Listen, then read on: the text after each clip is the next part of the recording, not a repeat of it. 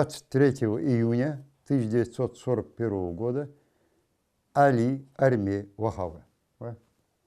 Второй день. Шалождинат. Он был 22 июня, он был на второй день армии Вахава. О фронтовой жизни Али Халухаева, через какие трудности ветерану пришлось пройти, родственникам рассказывает записная книжка, которой больше 80 лет. Впрочем, здесь написано не только об Али, а также об их большой семье. Арабскими буквами старший брат Али, который был имамом в родном селе, старательно выводил все знаменательные события. Хотя есть в книжке и пустые страницы. Это было время, когда о тех, кто ушел на фронт, не было ничего известно. Но позже, по возвращению, Али сам все рассказывал родным. С первых же дней войны Али Халухаев оказался на Украинском фронте. Там же, при обороне Раменской области, он попадает в плен вместе с другом-грузином и товарищами из подразделения.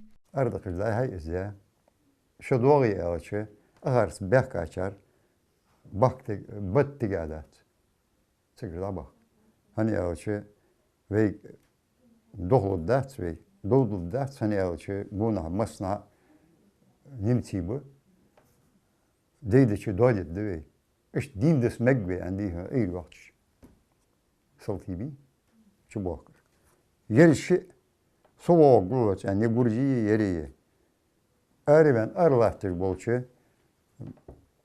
Халишкит эшкеди со önüşnen ахран хани немцы.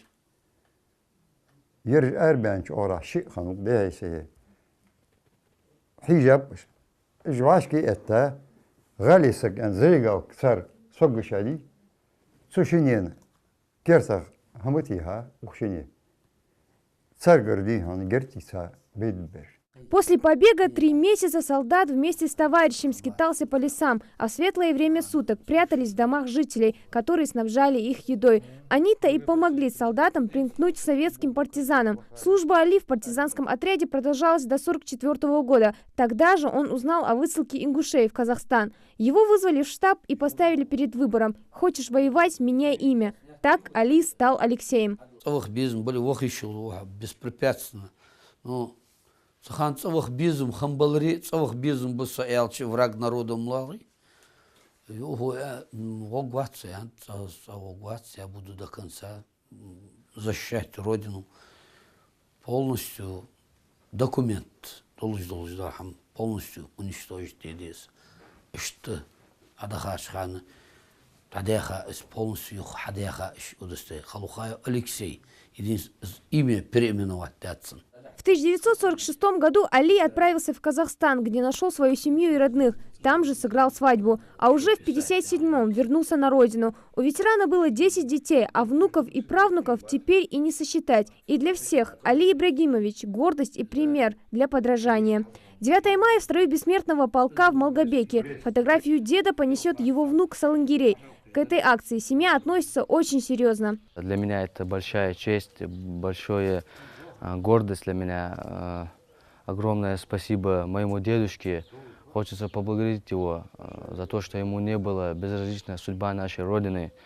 По рассказам моего отца, своих дядей, своих старших тейпа, я знаю, он был достойным человеком, был примером для всех нас.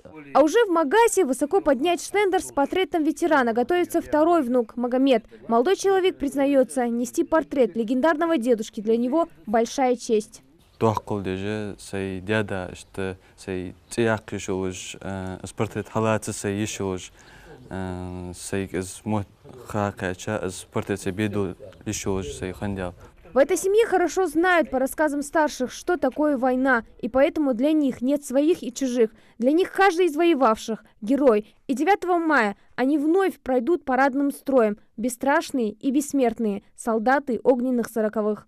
Хади Добриева, Исмаил Гатагажев, Адам Далаков, Новости 24.